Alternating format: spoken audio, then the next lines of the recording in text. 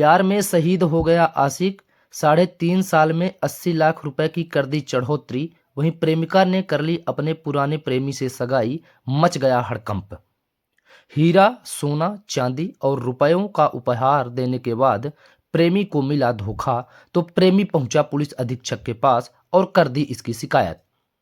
जहां पहले दोस्ती और फिर प्यार और शादी के मंडप में पहुंचने से पहले एक प्रेमी ने अपनी प्रेमिका के लिए करोड़ों रुपए न्यौछावर कर दिए। हीरे की अंगूठी से लेकर 44,000 का हैंडबैग और 25,000 का चश्मा, 3 आईफोन देने के बाद प्रेमी की आंखें उस समय खुली गई जब 3 साल की मोहब्बत में प्रेमिका ने पुराने प्रेमी से सगाई रचा ली। करोड़ों रुपए प्रेमिका के ऊपर न्यौछावर करने के बाद जब प्रेमी को धोखा मिला तो उसने घटना की शिकायत पुलिस में करके अब अपने दिए हुए उपहार एवं पैसों की मांग कर रहा है। जैसे यह मामला तूल पकड़ने लगा, प्यार और मोहब्बत के बीच राजनीति के भी गम आने लगे। बीती हो कि रीवा जिले के शहर निवासी आजाद नगर निवासी प्रेमी विवेक शुक्ला ने बताया कि उसकी प्रेमिका पूर्व विधायक की भतीजी है। प्यार में धोखा खाए प्रेमी ने जब अपने उपहार वापस मांगे तो अब उसे जान से मारने की धमकी दी जा रही है। पुलिस अधीक्षक कार्यालय पहुंचे प्रेमी ने आरोप लगाया कि बीएसपी के पूर्व विधायक और अब भारतीय जनता पार्टी में हैं, जिसके कारण उसे जान से मारने की धमकी मिल रही है। वहीं पूर्व विधायक की भतीजी उसकी प्रेम की बताई जा रही है। करीबन 3.5 साल यह प्यार मोहब्बत का खेल चला और अंततः लड़की ने अपने प्रेमी को धोखा दे दिया। इसी दरमियान प्रेमी के द्वारा देश के विभिन्न हिस्सों में अपने प्रेमिका के लिए उपहार खरीदे गए, जिसका डाटा प्रेमी ने पुलिस अधीक्षक को दिया है तथा पुलिस अधीक्षक कार्यालय में भी पेश किया है। वहीं प्रेमी ने कुछ ऑडियो रिकॉर्डिंग भी पुलिस को उपलब्ध कराई है, जिसमें उसे जान से मारने की धमकी दी जा रही है। वहीं प्रेमी विवेक शुक्ला ने बताया कि प्रेमिका ने उसे अपने पुराने प्रेमी के खाते में भी पैसे डलवाए और उससे शादी का वादा किया था। अब प्यार में धोखा खाने के बाद विवेक शुक्ला अपने दिए हुए उपहार और पैसों की मांग कर रहा है, जिसके लिए पुलिस थाना सहित पुलिस अधीक्षक कार्यालय रीवा से शिकायत की है। वहीं इस पूरे धोखाधड़ी के बाद जो प्रेमी ने खाए हैं, सुनते हैं प्रेमी का क्या कहना है। बहुत संक्षेप में बताना चाहता हूँ। मेरा नाम विवेक है। मेरी दोस्ती एक लड़की आस्था उर्मलिया से थी, जो कि डभौरा गृह क्षेत्र से आती हैं। और जब से इनकी मुलाकात हुई तो इन्होंने शादी का प्रस्ताव रखा। शादी के उसके जो मैसेज है हमारे पास पड़े हुए हैं। उसके बाद इन्होंने पैसे हमसे काफ़ी सारे लिए। खुद के अकाउंट में इन्होंने तकरीबन 20 से 22 लाख रुपए लिए हैं, कैश लिए, जेवरात लिए, मोबाइल लिए, डायमंड रिंग लिए हैं, स्कैनर भेज के पेमेंट करवाई है, लिंक भेज के पेमेंट करवाई है। सभी का जो एविडेंस है चैट में, वो सब कुछ मैं आपको सुपुर्द कर रहा हूँ, एक एक कॉपी। इसमें चैट में इन्होंने इनकी सारी चीज़ें जो हैं वो सब कुछ लिखी हुई हैं। और अभी जब हमें पता चला कि इनकी सगाई हो गई है तो हमने अपने पैसे की डिमांड रखी, हमारे पैसे वापस कर दीजिए, क्योंकि अक्टूबर 2023 में इनको हमने कहा था अगर ऐसा कुछ होगा तो वापस कर दीजिएगा। इन्होंने कहा नहीं नहीं, शादी हम करेंगे तो समय आने पे घर में बात करेंगे। सारी सभी की एक एक कॉपी चैट की आपको देंगे। इसके बाद हमारी हमारी इनके घर में बात हुई। घर में बात होने के बाद हमें जान से मारने की धमकी दी गई, झूठे केस में फंसाने की पूरी कोशिश की गई। जब कामयाब नहीं हो पाए तो इनके फादर के द्वारा हमें बोला गया कि आपके पैसे हम लौटा देंगे। उसकी वॉइस रिकॉर्डिंग हमारे पास है। उसमें वो स्वीकार कर रहे हैं कि ये पैसे हमारी बेटी ने लिए हैं। मैं आपकी ये रिकॉर्डिंग आपको दे दूंगा। उसके बाद से लगातार हमको धमकी मिल रही है। जो आप पैसे सोना चांदी हीरे निकाल रहे थे, ये पैसे भी निकाल रहे थे या क्या?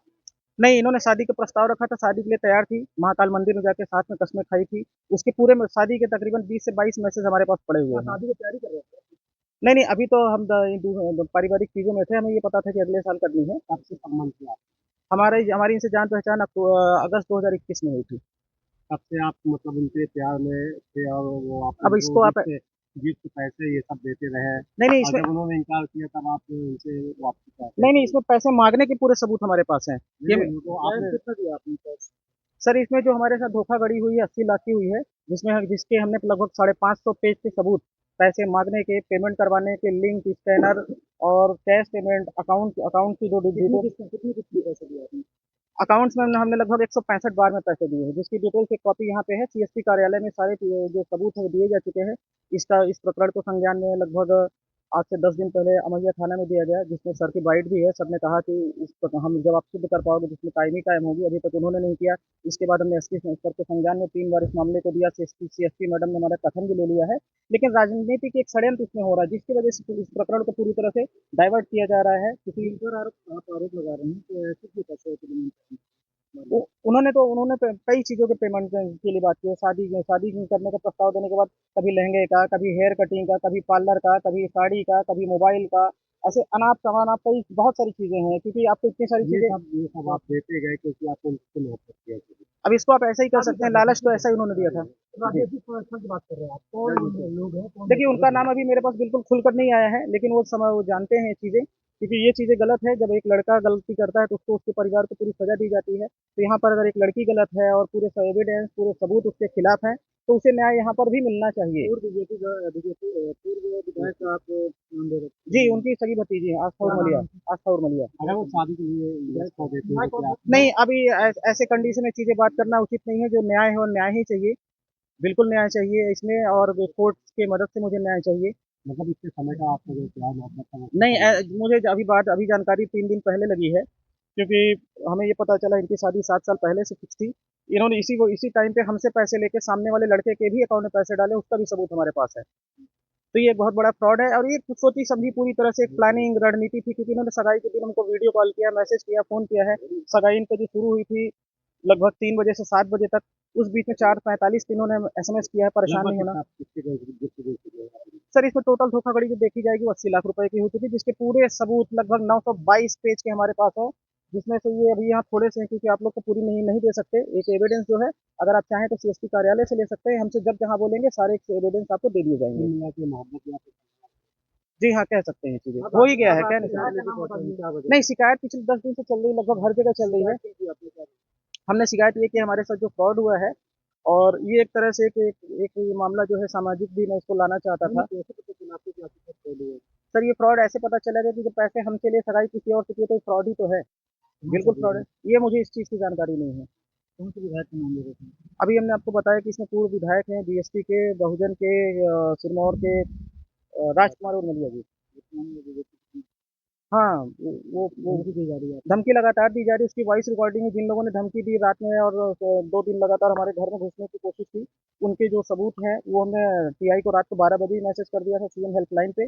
उसके सारे एविडेंस भी दे चुका हूँ यहाँ पे। एक्सटॉर्शन का वैसे नहीं बोल सकते। एक फरियादी है विवेक शुक्ला, उनके द्वारा एक शिकायत की गई है कि एक लड़की द्वारा उनसे पैसे वगैरह वो देते रहें लगातार, उनके अकाउंट में भी देते रहें और कुछ गिफ्ट्स वगैरह भी उनको लगातार देते रहें, और आपसी रजामंदी से थे, उनके बीच में बातचीत वगैरह थी, और अब उस लड़की की शादी कहीं और हो रही है। तो ये करीब इन्होंने इसमें करीब कई लाख रुपए ट्रांजैक्शन पैसे भी दिए हैं और कुछ लाखों के गिफ्ट्स भी इन्होंने इनको दिए हैं, तो करीब 50 लाख के ऊपर वो अमाउंट आ रहा है। तो ऐसा उन्होंने पूरा प्रूफ दिया हम लोग को, और अपना कथन और वक्तव्य भी उसमें दिया है।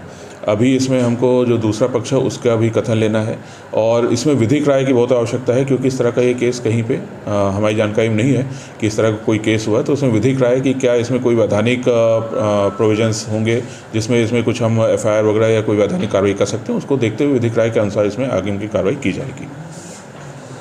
सर, फरियादी का कहना है कि कई बार थाने के चक्कर लगाए, लेकिन संबंधित थाना प्रभारी द्वारा जो है एफआईआर नहीं दर्ज की गई। जैसा मैं बोला कि ये इस तरह का ही कोई ऐसा हमारे पास केस पहले नहीं आया है, और विधिक राय इम्पॉर्टेंट है, ना ही हमारे पास कोई ऐसी एफआईआर पहले की है, क्योंकि कई सारी चीज़ होती हैं वो क्लियर कट धाराओं में उल्लिखित होती हैं कि इस तरह का होगा तो हम 420 मानेंगे, इस तरह का होगा तो हम 376 मानेंगे। तो जो ये केस है, या शादी का झांसा मानेंगे, उसमें भी जब किसी महिला या बच्ची की तरफ से हमारे पास आता है तो उसमें भी एक डेफिनेशन होती है उस चीज़ की। अब इसको धोखाधड़ी की श्रेणी में माना जाएगा कि नहीं माना जाएगा, वो पूरी हमको विधिक राय के अनुसार ही और जो कथन अनुसार है उसके आधार पर हम उसको निर्णय ले पाएंगे उसमें। सर, आवेदक का कहना लगातार जान से मारने की धमकी मिली। मैंने उनसे कहा प्रूफ आप मुझे दें कि ऐसा कुछ हुआ है तो मुझे बताएं, और तो उसमें भी हम कार्रवाई करेंगे। ठीक।